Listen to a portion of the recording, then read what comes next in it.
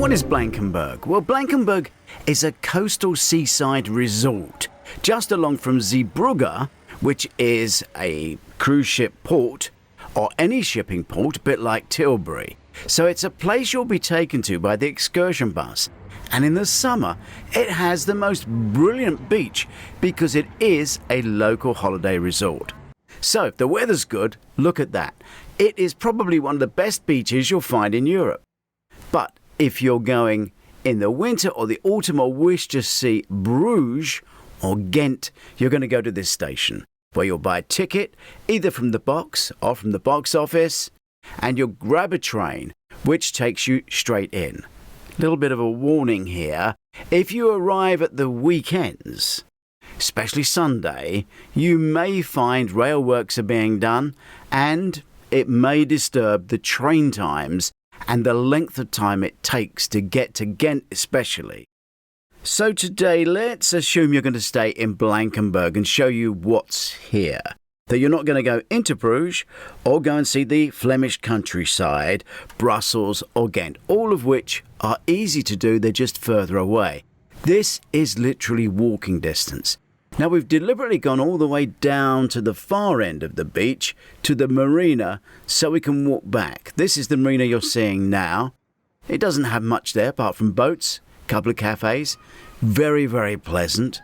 But it gives us the opportunity to walk back from the marina area as we cut up to the beach, and it really is that close. It's a small coastal town. And then we're going to walk all the way along the beach. You can see we're in autumn, it's nearly Halloween, that this beach looks cold, but in the summer it is packed.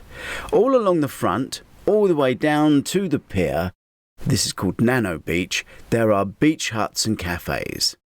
For the sake of getting backwards and forwards quickly, there are the electric scooters which will take you up and down.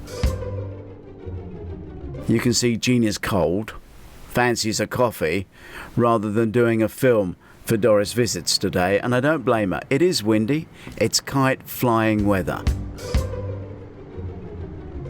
We did stop for coffee. We looked at the menu, but obviously we're going to take most of our food and beverage on the ship, so the fact the menu wasn't very good didn't really worry us.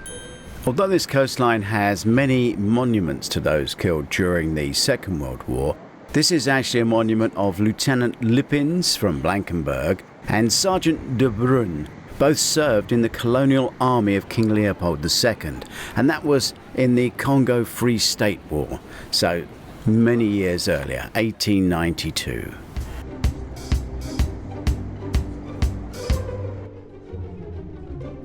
You can see that there are many chill-out cafes, quite modern interpretations of beachfront enjoyment areas, no doubt selling cocktails and champagne, as well as the cafes.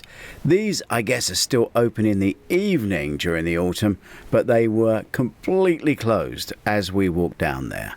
Along the seafront, as you would expect, there are a number of areas for children to play. Again, very empty today.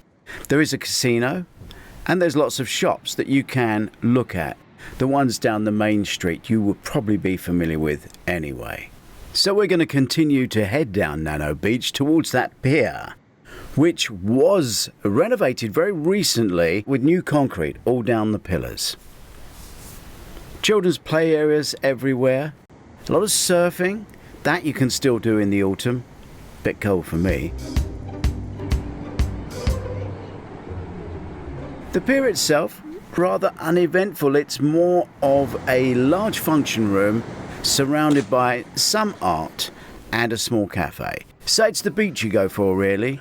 Nano Beach. You can see our ship down there. That's how big the beach is. That's how close it is. So if you don't want to go into Bruges again, if you've done it before, then if the sun is out, definitely give Blankenberge a try. The free walking tour leaves from the square twice a day and once in the evening. They stand with red and white umbrellas. The canal tour is great, about half an hour. The horse and carriage tour is also very good.